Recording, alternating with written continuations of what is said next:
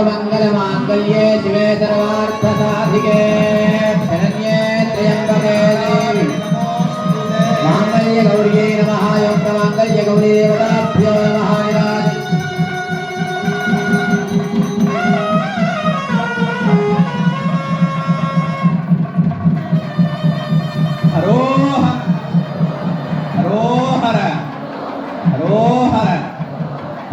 పార్వతీపదరే హర హర మహాదేవ. అందరూ నమస్కారం చేసుకోండి అమ్మా. చెప్పండి. సర్వమంగళ మాంగళ్యే శివే సర్వార్థ సాధికే శరణ్యే త్రయంబకే దేవి నారాయణి నమోస్తుతే. యా దేవి सर्वभूतेषु लक्ष्मीरूपेण संस्थिता नमस्तस्यै नमस्तस्यै नमस्तस्यै नमो नमः.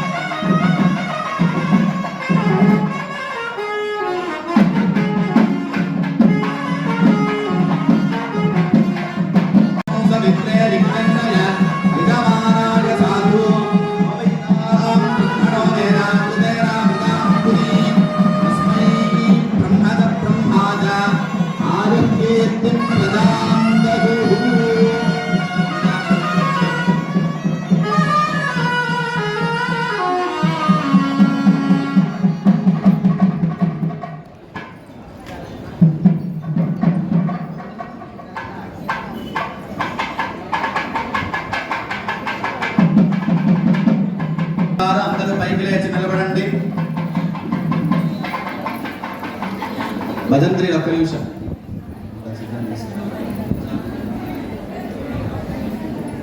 స్వామివారు చక్కగా ఈ స్థలంలో సుబ్రహ్మణ్యేశ్వర స్వామివారు పుట్టలో ఆవిర్భవించాలన్న సంగతి మనందరికీ తెలిసిన విషయమే.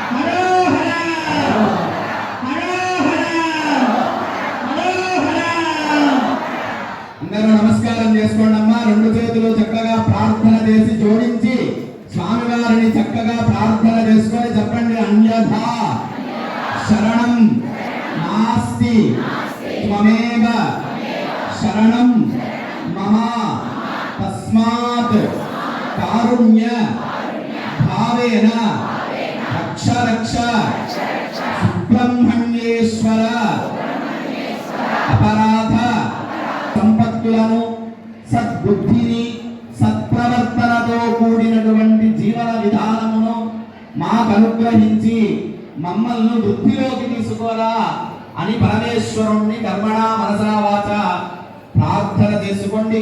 పరమ పవిత్రమైనటువంటి స్థలం ఈ స్థలం. దేవతలు అనేక విధాలుగా భూమండలమంతా ఆవిర్భవిస్తూ ఉంటారు. ఒకానొక సందర్భంలో ఋషుల చేత ప్రతిష్ఠితమవుతూ ఉంటారు. మనం చూస్తాం, మన నెల్లూరు జిల్లాలో చాలా చోట్ల అగస్త్య ప్రతిష్ఠితమని, పరశురామ ప్రతిష్ఠితమని అనేకమైనటువంటి లింగములు కనబడుతుంటాయి, రామ ప్రతిష్ఠితమని. అలాగే ఇంకొక సందర్భంలో దేవ ప్రతిష్ఠిత లింగాలు కనబడతాయి. దేవతలు స్వయంగా తపస్సాచరించి దేవతలు వారు పూజ చేయడానికి ప్రతిష్ఠింపజేసినటువంటి అనేకమైనటువంటి దివ్య లింగములు భూమండలంలో ఉన్నాయి. మరొక సందర్భంలో దేవతలు వారికి వారు స్వయంగా ఆవిర్భవిస్తూ ఉంటారు. వాటిని స్వయంభూలింగములు అంటారు. అలాగే ఇంకొక సందర్భంలో దేవతలు చెప్పి అక్కడ తానున్నానని సంకేతముగా చెబుతూ ఉంటారు. అవి దేవతలు మనకు వారి యొక్క అనుగ్రహాన్ని కల్పించుటకు దేవతలు సూచకంగా చూపిస్తూ అక్కడ వెలుస్తూ ఉంటారు. అటువంటి పరమ పవిత్రమైనటువంటి స్థలం ఈ కనుపర్తిపాడు పుట్టగా మనందరికీ ప్రశస్తమైనదే. ఈనాడు మనం ఎక్కువ మంది వసతి ఉండడం వల్ల మనం ఆరాధిస్తున్నప్పటికీ 1963వ సంవత్సరం ఫిబ్రవరి మాసమున 9వ తారీఖు సాయం సంధ్య వేళ ఒకానొక భక్తుడికి స్వామివారు బాలుడి రూపంలో దర్శనమిచ్చి, నేను ఈ పుట్టలో జన్మించి ఉన్నాను, ఈ పుట్టలో వెలసి ఉన్నాను, నన్ను మీరు ఆరాధించి బాగుపడండి అని చెప్పి స్వామి స్వయంగా చెప్పినటువంటి స్థలం. ఆనాడు ఆయన ఆ పిల్లవాడిని పంట పొలాల మధ్య చూసి భయపడి ఇక్కడ పుట్ట వెలిసింది, సుబ్రహ్మణ్యుడు వెలిశాడు, నేను పాములు చూశానని అనేక విధంగా చెప్పుకుంటూ ఉన్నాడు ఆ మహానుభావుడు. అప్పుడు ఆ గ్రామంలో ఉన్న వారందరూ కూడా ఈ స్థలానికి వచ్చి చూడగా నిజంగా పంట పొలాల మధ్య దివ్యమైనటువంటి ఒకానొక అల్మీకం పుట్ట ఆవిర్భవించి, పుట్ట మీద స్వామి సుబ్రహ్మణ్యుడు తాను చెప్పిన విధంగా సర్ప రూపంలో దర్శనం 5 రోజులు ఇచ్చారట. వీరందరూ మాకు ఇక్కడ పెద్దవారు ఉన్నారు. ఈ ఆలయాన్ని పునరుద్ధరించి ఆ దివ్య దంపతులు వారి చేతుల మీదుగా శ్రీ వెంగోడి చంద్రశేఖర్ రెడ్డి గారు, శ్రీమతి గిరిజమ్మ గారుల సత్సంకల్పంతో ఈ ఆలయం ఇంత మహావైభవంగా మా బోటి వారు చేయడానికి అవకాశం కల్పిస్తూ ఎల్లవేళలా వెనక ఉండి మీరు ఇది చెయ్యండి, ఇది చెయ్యకూడదు, ఇలా ప్రవర్తించండి, ఇలా ప్రవర్తించకూడదు అని మాకు సూచన ఇస్తూ ఆలయ అభివృద్ధికి ఎంత విశేషమైనటువంటి కృషి చేస్తున్నారో మనందరికీ తెలిసిన విషయం. ఎంత ధార్మిక బుద్ధి. ఆనాడు కేవలం పుట్టగా ఉన్నటువంటి ఈ దేవాలయాన్ని వారి యొక్క సత్సంకల్పంతో విశేషమైనటువంటి ఆలయంగా మనకు ఈనాడు దర్శనమిస్తోంది. అంటే ఆ పుణ్య దంపతుల యొక్క అపారమైనటువంటి భక్తి ప్రపత్తులు. కాబట్టి స్వామివారి స్థలములో సర్వరూపధారి నిత్య సత్యముగా వెలుగొంది ఉన్నారు. దానికి మనందరం సాక్షి. కాబట్టి ఆ పరమాత్మను 2 చేతులు జోడించి, స్వామి భక్తి ప్రపత్తులతో సుబ్రహ్మణ్య నేను నిన్ను ఆరాధన చేస్తున్నానగా, నాకు అంతా మంచిని క్షేమాన్ని నాకు ప్రసాదించమని ప్రార్థన చేయండి. సుబ్రహ్మణ్యేశ్వర స్వామి మీరు ఎన్ని పూలు తెచ్చినా, ఎన్ని అక్షతలు వేసినా, ఎన్ని రకాల స్తోత్రాలు చేసినా సంతోషపడతారో లేదో తెలియదు. కానీ ఆయన 2 చేతులు ఎత్తి, చిన్నపిల్లవాడుగా నండి బాల రూపంలో ఉంటారు, 2 చేతులు ఎత్తి నమస్కరించి పరమాత్మ నన్ను కాపాడు అంటే మాత్రం దిగి వస్తారట. మా పెద్దలు మాకు ఆ మాట చెప్పారు, మేము మీకు ఆ మాట చెప్తున్నాం. అలా సుబ్రహ్మణ్యేశ్వర స్వామి అనుగ్రహం పొందాలంటే ఆయన కాళ్ళు గట్టిగా పట్టుకోవాల్సింది. నమస్కారం చేసి స్వామిని ప్రార్థన చేసి, ఆలస్యమైపోయింది. దేవస్థానం వారు ఉభయకర్తలైనటువంటి శ్రీ సురేష్ గారు, శ్రీమతి సునీతమ్మ గారు, ఉనుకూరు మురళీధర్ రెడ్డి గారు, శ్రీమతి సుబ్బరాజ్ సార్, శ్రీధర్ అన్న, సుబ్బరాజ్ సార్ దగ్గర వేదిక వద్దకు రావాలి. సార్ ఉభయకర్తల వరకు అన్యమైన వాళ్ళని పంపించండి, ఇబ్బంది లేకుండా.